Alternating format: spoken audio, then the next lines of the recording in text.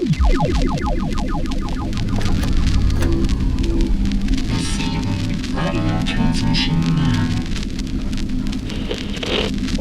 Commander. How many times must I tell you? Mind the Nerdish Gap! We are...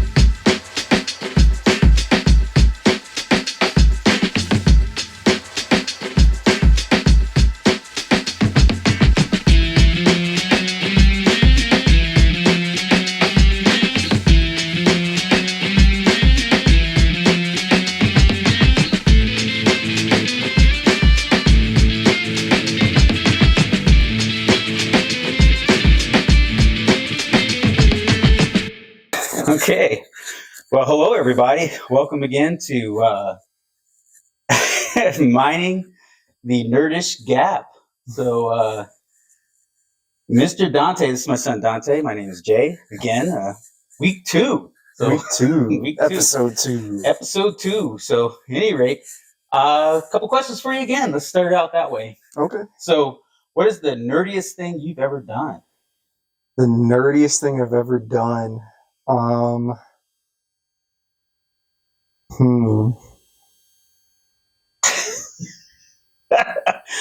we're about to get a special guest. Hello, Fuzzy Bottoms.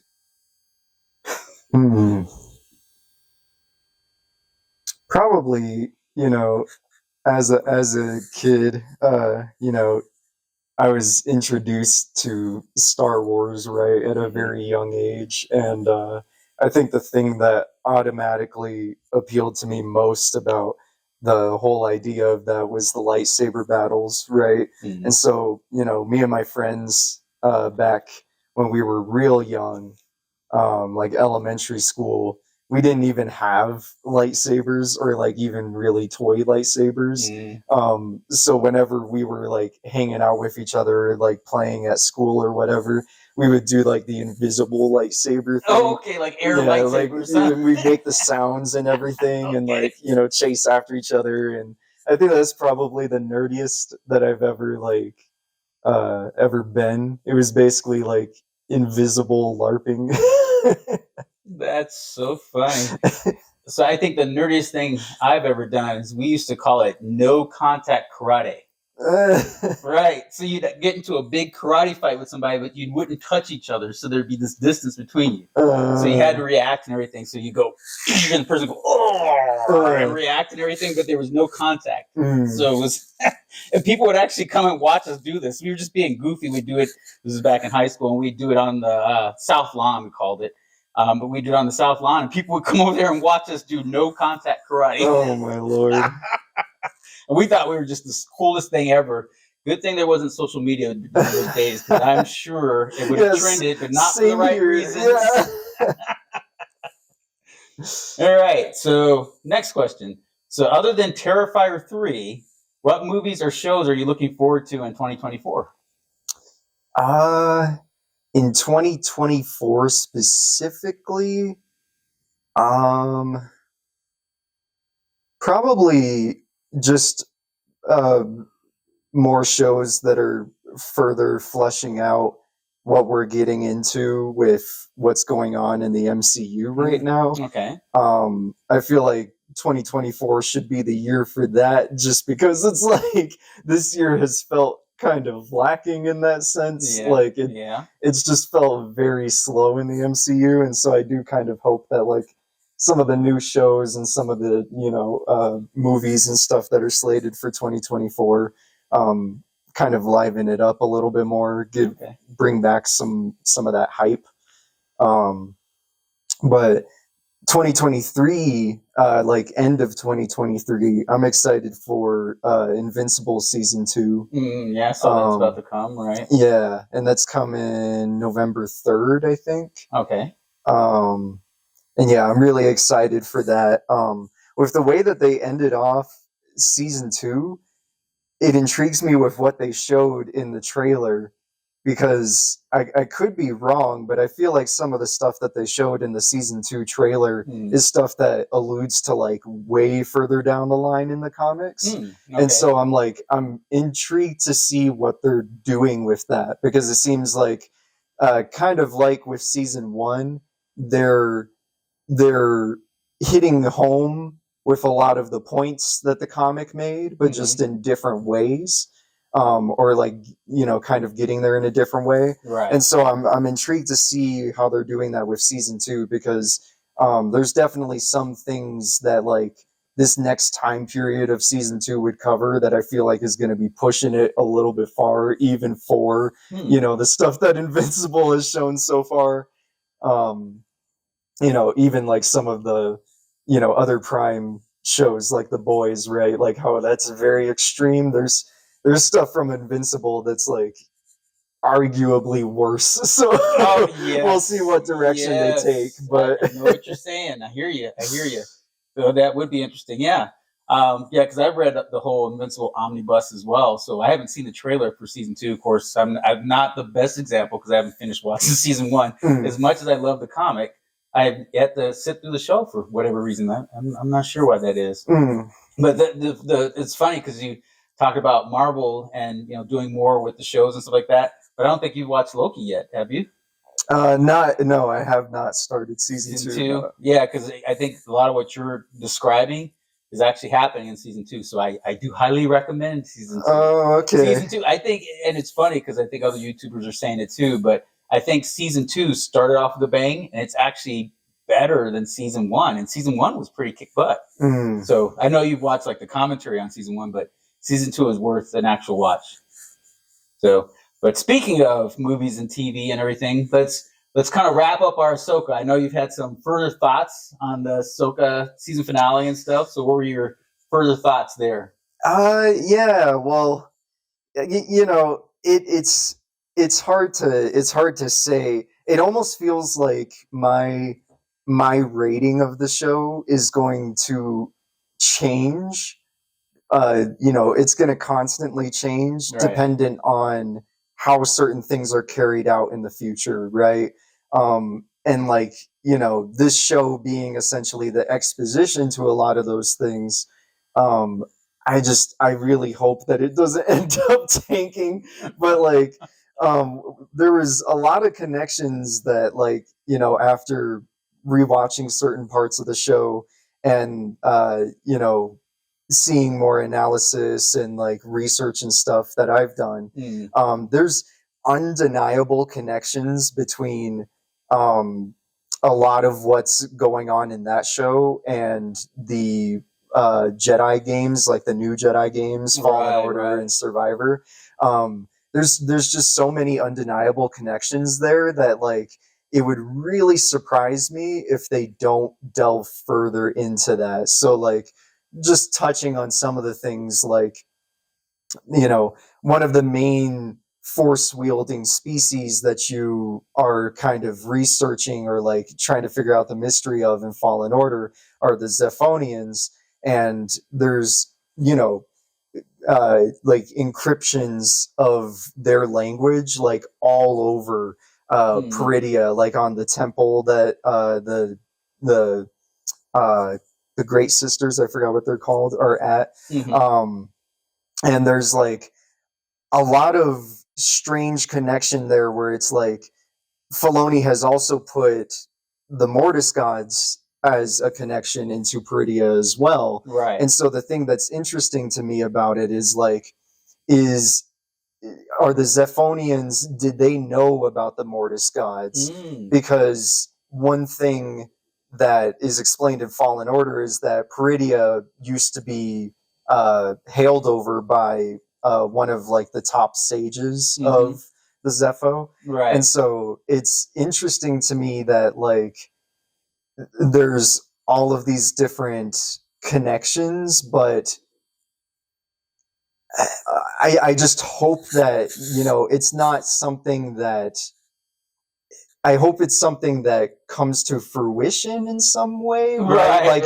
Like having all of this background knowledge, but it ending up not really mattering besides like being able to see something and be like, oh, look, it's that from this, right? Like, I just hope that it doesn't come down to only that. Like, I hope that like the knowledge of like knowing about all of these different things that are kind of forming into a connector here I hope that like they just don't drop these threads. Exactly, and just right? Go back to the kind of generic path. Yeah. And the problem was like, Ahsoka was a lot of those things kind of mixed together because you had like a lot of the member berry stuff that felt like it had like deep meaning to the story, but like if you add in all of these other knowledge things of like remember this, like oh look that, then like it can end up just kind of becoming like a soup of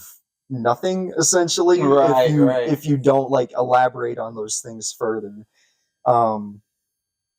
But yeah, so my rating has kind of changed down from like an 8 to like a 7 just after like having more time to sit on the show. But it that's also subject to change dependent on if they take these things that like they're kind of throwing at the screen of like remember this, or like do you have knowledge of that, is that actually going to come into the picture later? Right. So if they're going to follow through, it'll change your view of it. Yeah, that's a good point. I don't think my rating has changed, but I've had some further thoughts as well. And it kind of comes back to, like you said, the Mortis gods and things like that. And the fact that the daughter statue is gone. I'm wondering if that's symbolic of that the daughter is essentially broken free from the Trinity and has become a new living embodiment, essentially Ahsoka.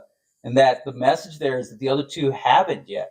That there really isn't a living embodiment replacing the other two yet. Yeah. Which Balin might become the replacement for the son. I can't see him becoming the replacement for the father, although he does kind of play a father figure. I just don't think he's strong enough to be the father. But I'm wondering if he gets so corrupted that he ends up becoming the replacement for the son, the embodiment, the living embodiment of the replacement of the son, for example. But that's, and to your point, I kind of hope that they do something with that. But it seems like, what was the whole point of having the daughter missing if there wasn't a message there, if there wasn't a point to the fact that her statue was gone? Yeah, well, and I feel like there's definitely a point to it, but then like, if that theory's correct, it's like then it's a whole nother can of worms of like, what is the deal with Anakin then? Right. So is that really Anakin, or is that someone else potentially pretending to be Anakin to cause some chaos? That was my theory, because I was one of the ones that was under the theory that Anakin becomes the replacement for the father. He is the balance. But going back to the statues, then why is the father statue still there, and what is it pointing at? Yeah, and maybe it's a warning, and she's at play. See, so that's my theory there. All right, so let's jump to the next topic. Our fun topic on the comics end, Gen V. Oh, so Lord. The latest episode. So again, we're going to go into spoilers territory. So this one is close enough that we'll do the spoiler warning and everything. But what are your thoughts on that? Especially the latest twist. So again, spoiler warning. Kate's the one that's been blocking out memories, not Rufus. Yeah, well, so we were both kind of right, because Kate and Rufus have essentially been working together on this, but like you were also right about the idea of like they're trying to research to figure out specifically now a virus to take out the superheroes, right? I wonder if it's a virus that's like more to incapacitate them, or if it's a virus that's more to kill them, right? Like, I think like, if we think from a business point of view, I think incapacitate them. So it'd be like COVID for superheroes. So normals wouldn't be impacted by it.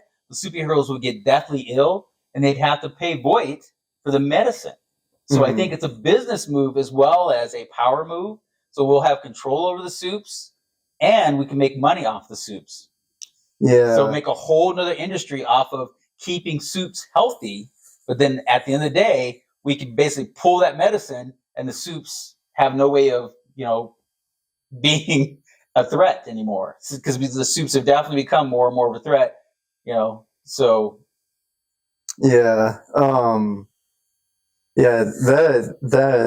the memory taking stuff, man, it is a trip, huh? It makes me feel so much for Andre specifically. Like, poor Andre. Well, and you have to think about the amount of stuff that she would have had to have been wiping from his head, because Right. she would have had to have been wiping all of the doubts about his father. Yep. She would have had to have been wiping everything that, you know, They had was done in the investigation. Up to that anything point. about the investigation at all, anything about like Golden Boy and like Right. like his reaction before his death. Right. Like he would have only remembered his death and nothing else. Not remember pulling the thing And- out of his father's junk. yeah.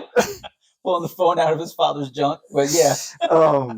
And it's just, oh man, like they've put those two characters now in a position though where it's like, I don't know how they repair that. Like I don't know how, because I don't know if Kate can have any kind of redemption arc with Andre.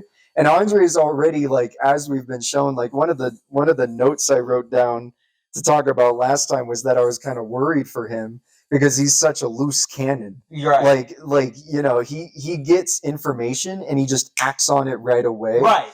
And, so when Kate like, said that she was roofied by Rufus, yeah, Andre was just gone. He was just poof, yeah, disappeared. just gone, yeah, and ready to kill. And Right. it's like, man, ready for like, action. like I see like Magneto in him, and it's like Yes. I'm kind of concerned for like the direction his character's going, because I don't know if all of this kind of like, you know, rage and like emotional turmoil that they're kind of putting him through is just going to make him snap, because like they've had these multiple different points where like he's about to do something but then gets stopped, right? And you know, like the whole sequence of him walking up on Rufus, and then it's like, and he's reaching for a burger. I know. And he's like, darn it. But the interesting thing is, at that moment, I thought he still remembered that he went to talk to Rufus because he was annoyed by it. But then next thing, he was hanging out with Kate. So either she intercepted him again.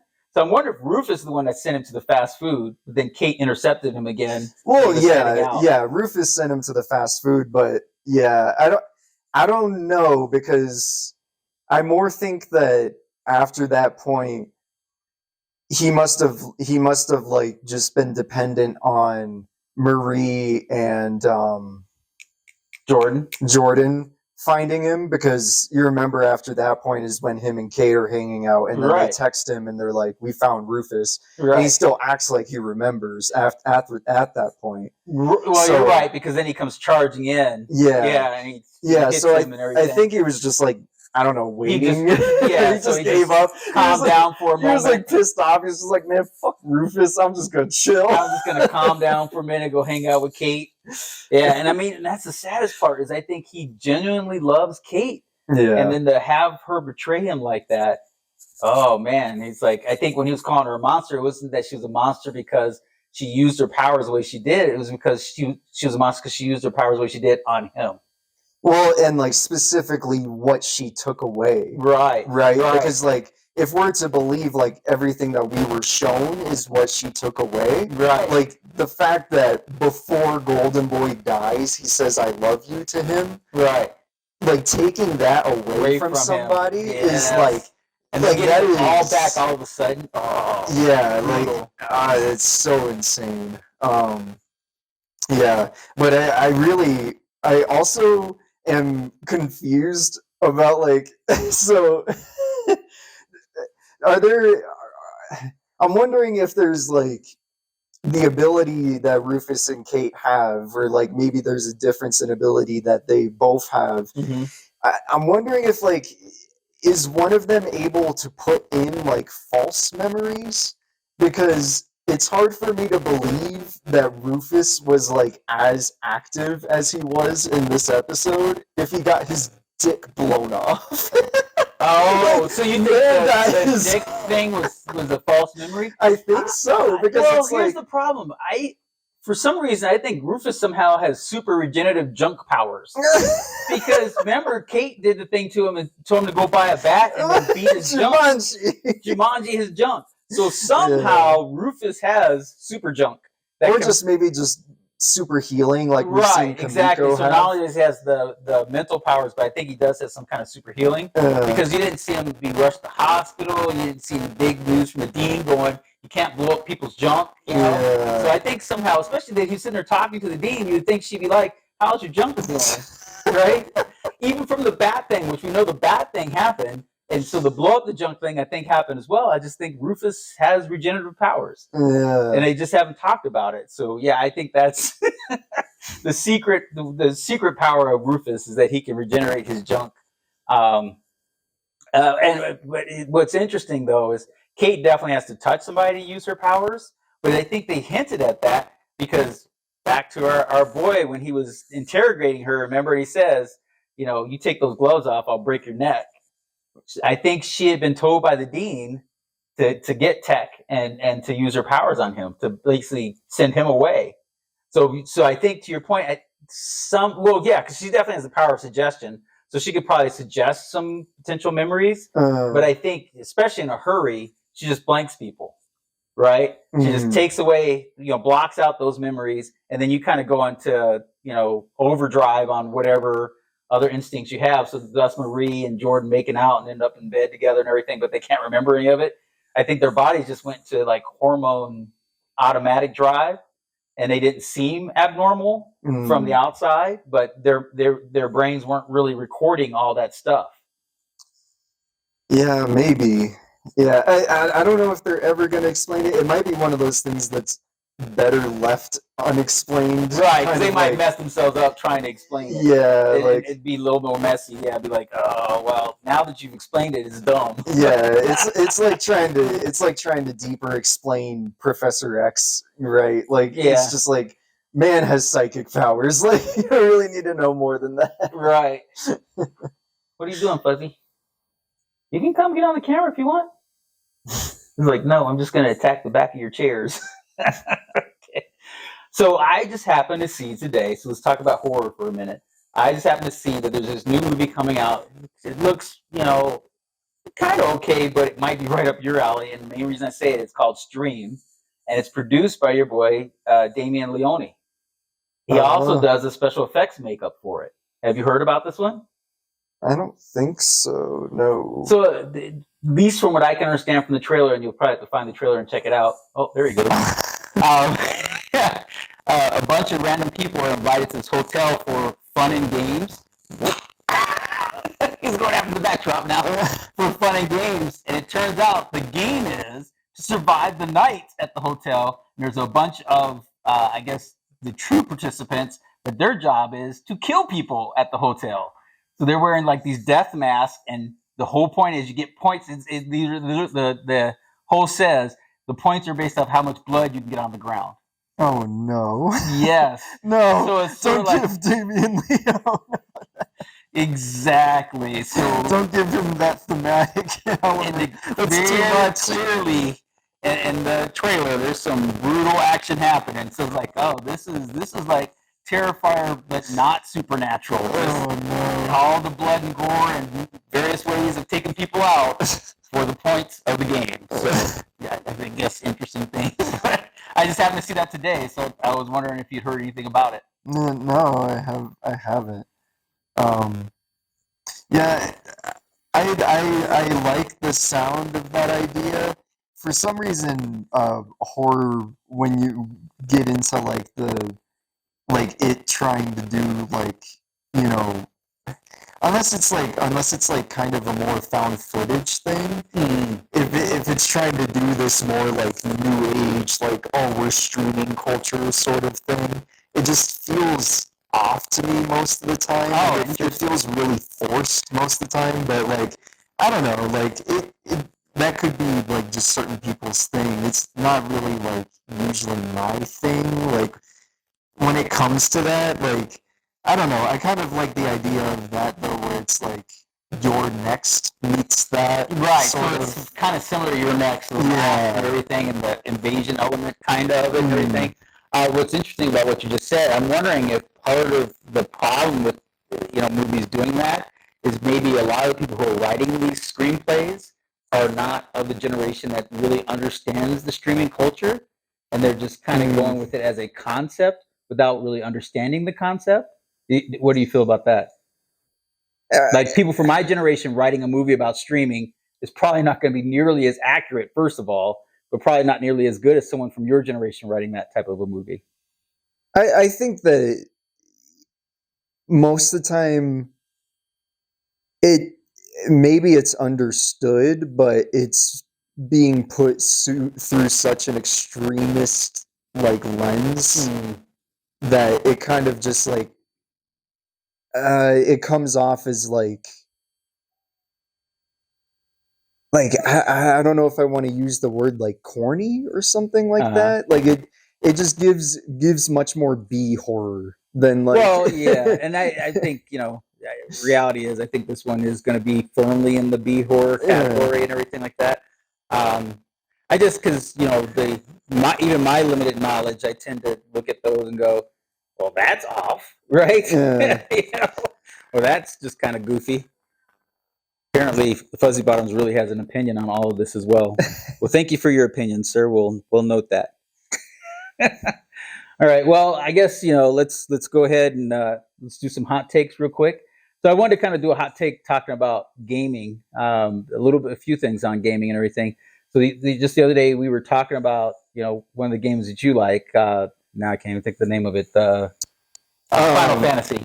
Oh yeah, yeah, and the difference between you really like that it has so much story content and so much stuff for the lore that you interact with in it, and my attempt at it, there was so much lore at the front end. I was like, when do I get to the gameplay? And so I lost interest before I even got to the gameplay part of it because there was so much front-loaded lore. Do you think that's a generation thing, or do you just think it's more of a preference thing? I'd probably say just more of a preference thing. Because like now recently, like I kind of find myself being more into like I think that we're both like MMO gamers, I guess you could Mine say. is Warcraft, World of Warcraft, but yeah. And I think that like there's definitely when you get into those games, especially specifically, there's definitely like preference is like everything for a player when going into a game like that, because like it's a game that most of the time you're devoting a lot of time to, right? And so like I think honestly it just comes down to preference of like if you're somebody who likes more of like the combat elements and the gameplay elements of a game experience like that, or if you're somebody who likes more of like the story that's being told, the writing, the just that sort of preference. It's kind of like the difference in preference of somebody who can't really stand like absorbing anything more thematic or story-wise from watching like a TV show, other than I just want to see Michael Bay explosions everywhere, right? Yeah, like and that's a preference thing. Yeah,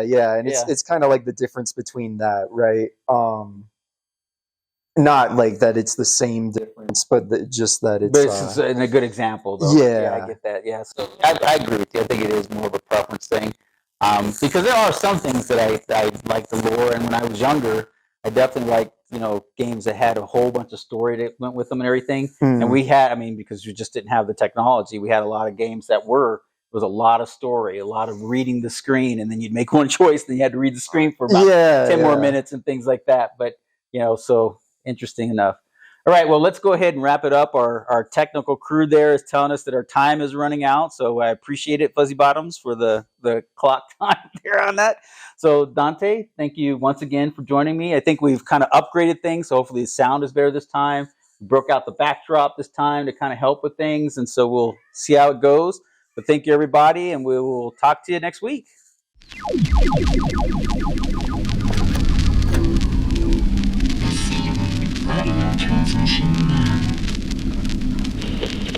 Orders, Commander. How many times must I tell you? Mind the Nerdish Gap!